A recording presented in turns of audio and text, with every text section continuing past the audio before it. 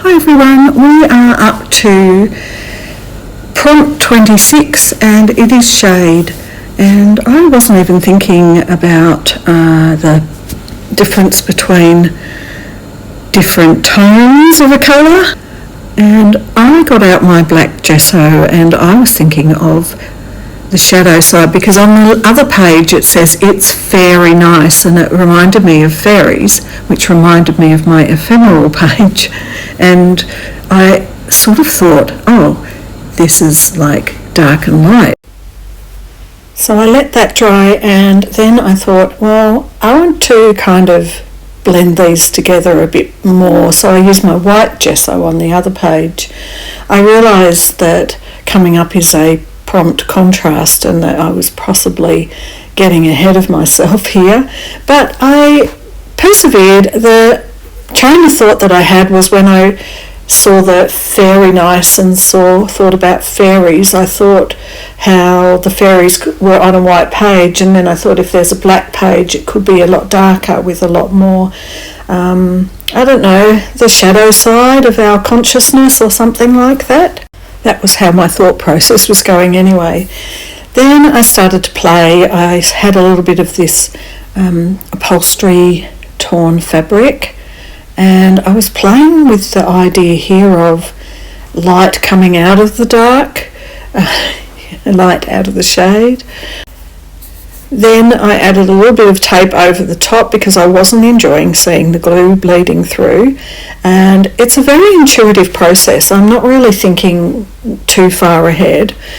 And then I thought, well, pink is sort of the theme of the journal, and I'm talking about light and shade, so I went through my stamps and picked out some that were a lot lighter and some that were a lot darker, and I thought I will put those lighter ones onto the dark page and the darker ones onto the light page and see how that looks. So I began to arrange them and glue them down, and I think I was quite happy with the results in the end. They certainly got across to me what I was thinking and feeling, and it was quite an enjoyable process. I do love some stamps. They are quite good when there's lots of different colours. So I was looking at my finished page and realising that the glue hadn't really got them all stuck down really well, so I got some of my Liquitex. It's a glossy medium, and I just know that if I put that over the top that will keep them held down, so I put on some of that to just help so that they didn't fall off later, and I'm just using a credit card there just to make sure I've got any excess glue squeezed out from underneath and to smooth out the surface on the top. I then thought, this isn't complete and they need some hand-drawn leaves, so I got a quite bright orange Posca to draw some leaves onto the page, onto the black page, and then a quite dark green Posca to draw onto the white page. This was an enjoyable process. I was just doodling. It was, it's quite nice to have the camera just going, but without thinking I've got to voice it, and to just play and be in that playful space. And for some reason I decided to put little white dots in amongst all that black in the background, and I felt it was like snow, and I just continued with that because it kind of worked for me. It just looked like snowdrops sitting on the leaves, that cold. I think I've got by now quite away from the topic, which is shade, but I've still got the light and the shade thing, shadow side, light and dark, as my core thing, and I just was getting carried away, I think, because then I just added a few marks and a few little flowers on the light side to make it a bit more bright and spring and sunny. So then I thought it needs something really bright to carry each page through to from left to right, and to join them so they're kind of a part of each other. So I just did 3 stripes on one side and 3 stripes on the other, which I think did join them together a bit. Then I felt the orange wasn't showing up enough on the leaves and it needed a brighter hit of colour, so I ended up using my favourite yellow Posca to bring out the leaves, and I'm happier with that result.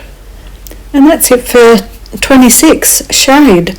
As we're getting to the end of the journal, I thought I would do the next 2 prompts as well. So Poetic was the next prompt, and I put a backing paper down which was from a children's book with a song. I loved the geometric sort of design of it, but I've covered over with this bit of a pad from a friend, because one of the phrases that came into my mind when I read Poetic was the poetry of flowers, and it had flowers around the edge, and I really loved it.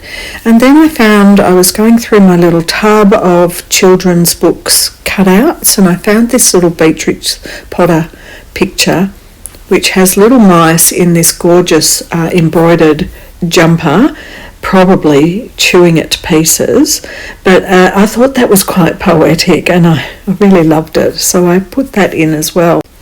So I was thinking about my mum giving me a couple of poetry books, and I looked through and I found this Hymn to Diana, and I felt that it really reflected back to the animals, because Diana is the goddess of the hunt, always had a dog by her side. It tied in really well, and so I've left the picture of the woman in the background showing a bit because it made sense to me. Now, I found in my stash, and I'm so glad I'm going through this huge pile that Natalie sent me, but this 1950s French magazine of fashions and dress designs, and I felt that the back cover had such a gorgeous picture that I just wanted to put it next to that poem for Diana. And this is a modern 1950s Diana. And then I also, on that same page, there was a picture of a goat, I think it's a goat, being fed.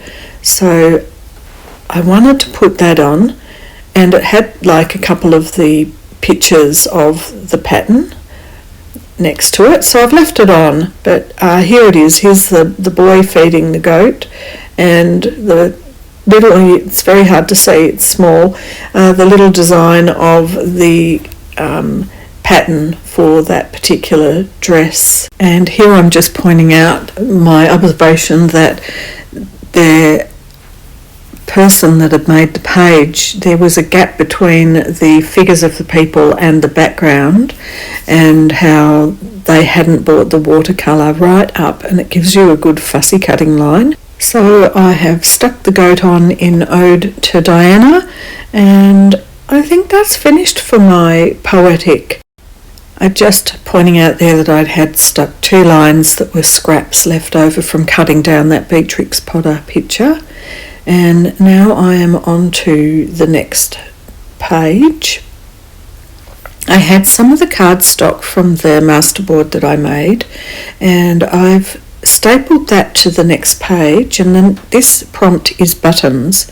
And I'm just showing you my punch where I've punched out a couple of layers of card with a bit of my friend's wiping her paintbrush off, the paper that she gave me, and then I've stuck them together and punched 2 holes in them. Now the way I'm going to attach them to the page is, this is a foam board I use to put my awl into. So I've got the button and I'm putting my awl to make the 2 holes, and putting the thread, it's a very thick embroidery needle with a bit of wool on it, and I've put it from the top through down the page and back up through, and then I can tie a knot.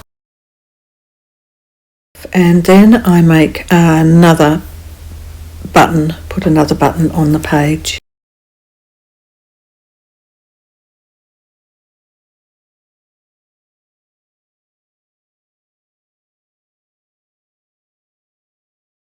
And that's it for prompt 28 buttons.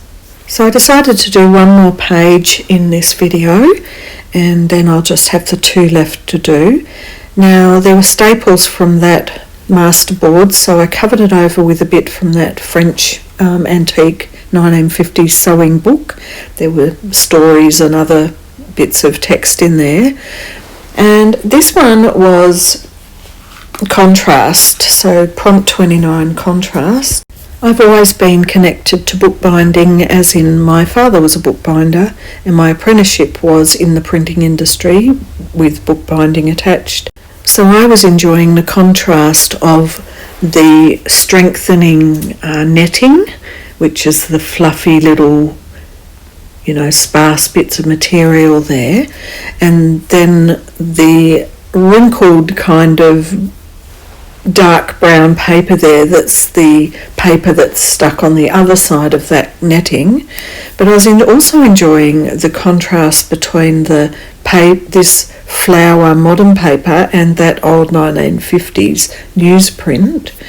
And then I've got a bit of linen on here, which also is a contrast to a flower petal next to it. And down on the bottom right corner I've put a little bit of the fleece I've been using in my Roxy's Journal of Stitchery that I'm currently doing. I was enjoying the 2 different sides of the fleece. So that's it for contrast, and that's it for this video, and I'll see you in the next one. Bye for now.